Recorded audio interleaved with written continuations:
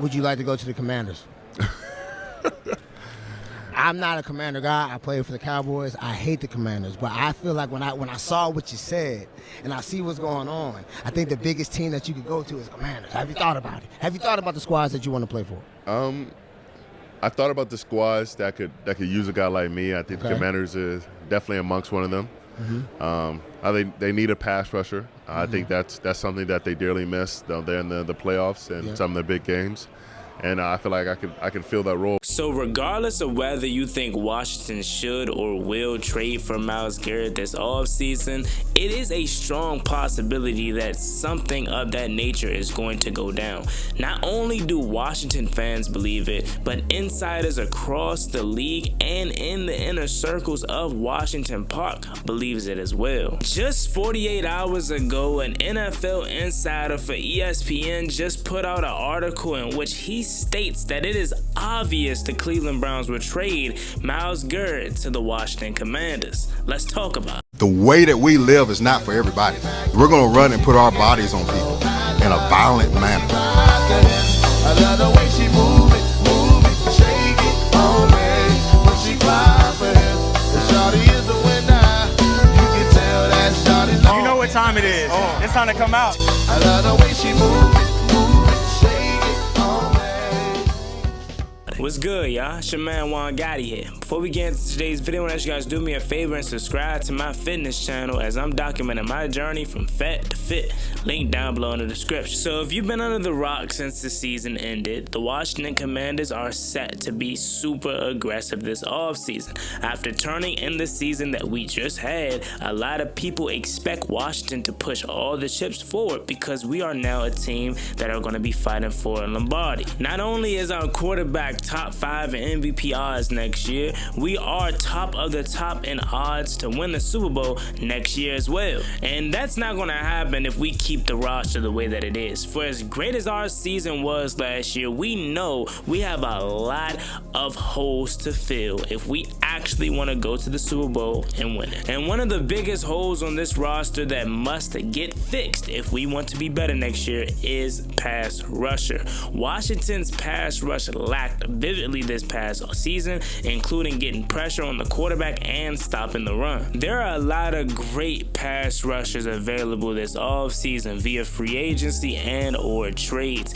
I just did a full breakdown on a lot of the free agents that I wouldn't mind bringing into Washington. Check that video out. But I want to talk about Myles Garrett today because obviously I don't care if you're the biggest Myles Garrett hater out there. You know he is the best potential pass rusher that's going to be available this offseason. I love Max Crosby, I love Trey Hendrickson, but no one beats Myles Garrett if you ask me. Myles went on Radio Row out there in New Orleans for Super Bowl weekend, and he made it public that yes, he did request a trade. And of course, when you talk about trade requests, a lot of the analysts are going to ask you, well, Myles, who do you want to play with next? And if you are going to be leaving Cleveland, and one of the teams that he mentioned was the Washington Commanders. He says he wants to go to a team in which they're going to be winning games and fighting for Lombardis and have a quarterback. And what team is better than that right now other than the Washington Commanders? We have a quarterback. We're a team that's trending upward. We're young. We have money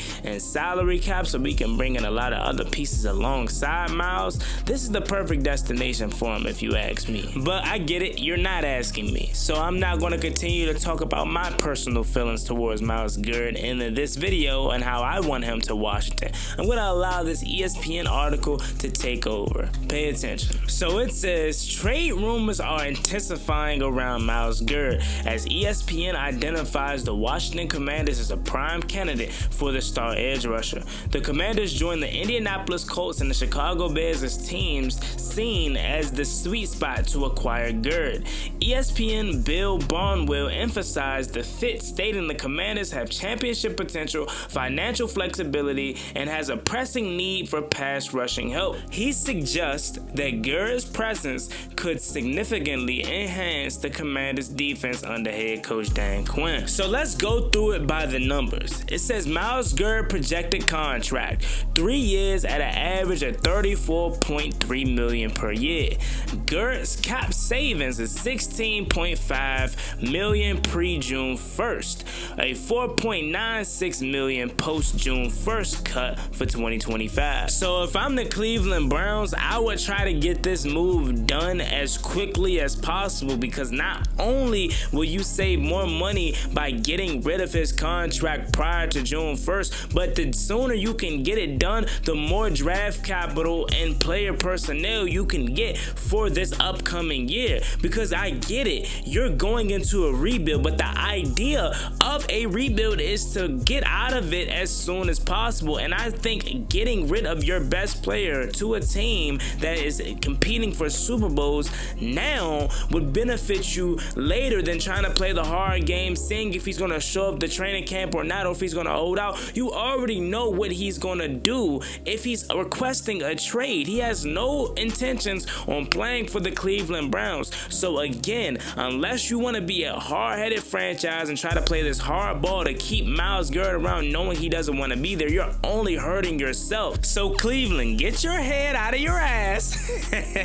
Nah, but in all seriousness, Slip, Cleveland, do what's right. Even if you're not trading them to Washington, bro, like, you're only hurting yourself because you're keeping a miserable player that don't want to play for you, and you're not getting no compensation that you can use immediately. Like, I'm telling you, Cleveland, you trade him draft night or a couple days before, that can turn into so much more for your franchise if your idea is to turn your team around as quickly as possible. Now, going back to the article, it says the move faces scrutiny as critics point to the Commanders' ongoing struggles with defensive consistency.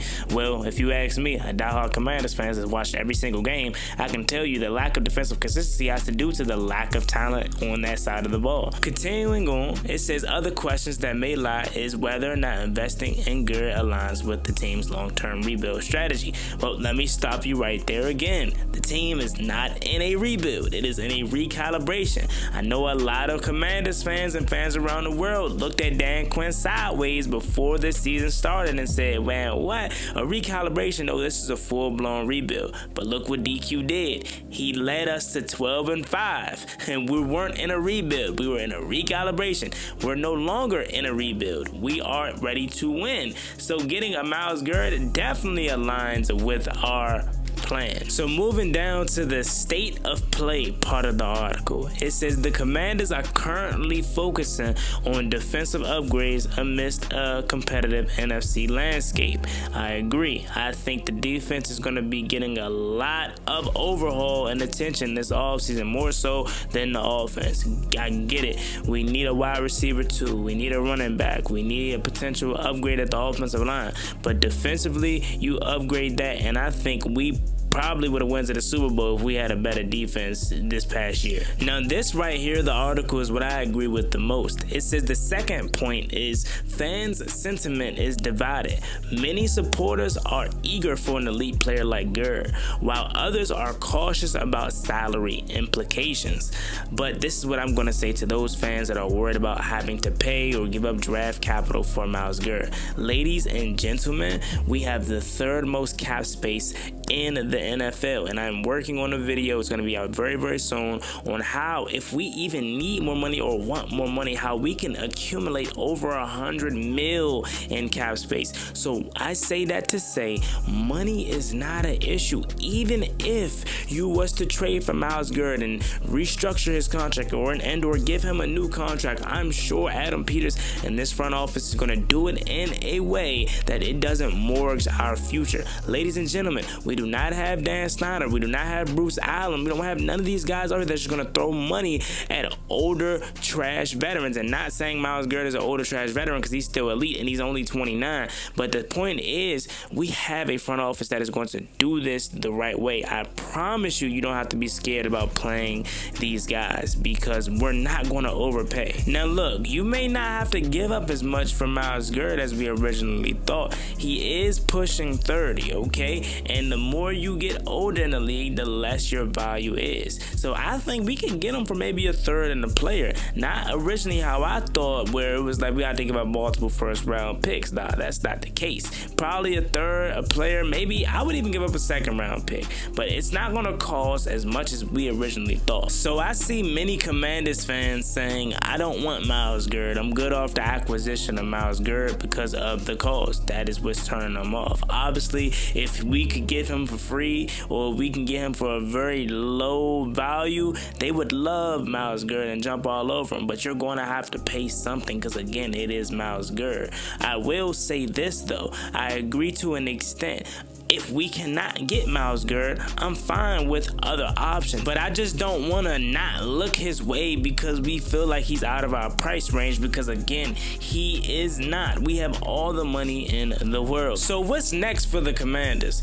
If the Washington Commanders plans on pursuing Myles Garrett, and a lot of these insiders believe it is true that it's going to happen, they have to be prepared to give up some draft capital. That's obvious. And you have to potentially be prepared for Myles Garrett wanting a new contract. That is another thing that is obvious. But we're in a situation in which we have one of the best general managers in football, where I expect him to do what's right for this team. If he doesn't like it and he doesn't think Cleveland is being fair in a trade, or he can't see Washington having to give up this much draft capital and then paying Myles Garrett, then he won't do it. That's why I'm going into it trusting AP and DQ with anything that they do, because they're not just going to be gung-ho to trade for Myles Garrett because of the name. They're going to do it if it only makes sense for our team. That's why I'm all in for Myles Garrett. But if the higher-ups, if the front office isn't, then I'm cool with missing out on him and going elsewhere. Hence as to why I made the video yesterday. So yes, it's still hashtag MG to DC. But if it doesn't happen, I ain't sweating it. I ain't gonna be crying about it. We just gonna move on to other options, because in AP we trust. So there you have it. Let me know what you guys think about this video in the comment section down below. Rumors are swirling that Myles Garrett to DC could be obvious. Let me know what you guys think about it in the comment section. As always, me boy Juan Gotti. Like, comment, and subscribe to the channel. We're on the road to 9,000 subscribers, so we greatly appreciate if you can reach that goal as soon as possible. Thank you so much. Y'all have a blessed one. Stay safe. Be easy out there. Peace.